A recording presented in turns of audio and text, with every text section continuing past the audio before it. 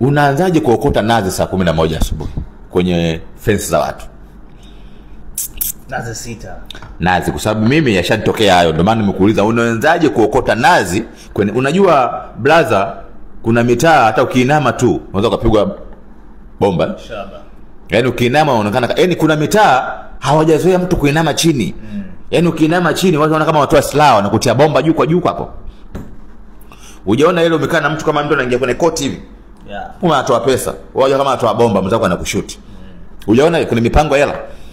Yaani kuna mipango ya hela, uruhusiwi mkono kuingia mfukoni wala mikono ikae kama mmoja. Kitendo cha hapa watu wanajua kabisa watu wa bomba wanakumaliza. Saa 11 asubuhi unaenda kuokota nazi 6 zilizopangwa. Wewe shtuka. Mwakinyo hana maadui wengi sana kwenye nchi.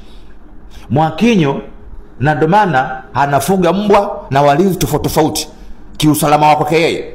Wewe unapita kwenye fence ya Mwakinyo unaokota nazi 6 ambazo yule dogo nimemsikiliza anaongea kabisa nazi imepangwa 6. Wewe hivyo jiulize, umepita kwenye nyumba ya mtu umekuta mabulunguti ya pesa yamepangwa 1 2 3 4 5 6. Kwenye fence ya mtu pesa zimepangwa. Wewe unapata ujasiri gani wewe wa kuokota zile pesa? Kariakoo pale hujawahi kuokota pesa ujue. Kwenye mipango ya hela hapo Kariakoo watu wanakesha asubuhi mchana jioni.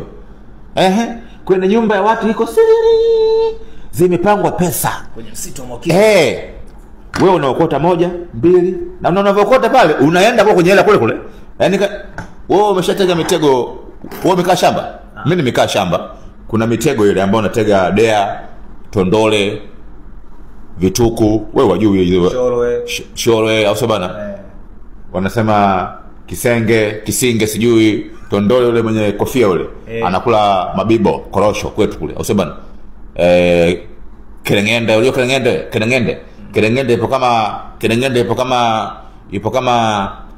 kama bata vile. Na Kiparananda ndege fulani hivi mjinga fulani hivi. Ukimwekea mtego naingia hapo hapo, ndio maana wenzake wote, yani yule ndio chambo. Akiingia na wenzake wote wenye wakio wanaingia hapo hapo. Mmesoma? Unamwekea mtama ndege. Kwa hiyo anadokoa doko kwa anakuja doko anakuja yuko na boba, unajua boba. Yaani unaweka mti hivi afu una kamba ndefu hadi kule afu unaweka unga hapo mchele mwingi wanajaa pale kibao, alafu unavovuta pale, mwingine unapiga la kichwa, mwingine ambapo, mwingine anafyatua miguu, natengua miguu, wanaruka wanabaki. Kwa hiyo kwenye 10 au kwenye 20 wanaruka wawili tu, wengine wote mboga. Ushasoma? Ushanyelewa mwanangu hapo? Kwa hiyo sasa twende mbele, twende nyuma. Tuache kuinama kwenye majumba ya watu. Bingano watu wanakuambia kwamba Mwakinyo anajisikia. Lazima ajisikie sana hela.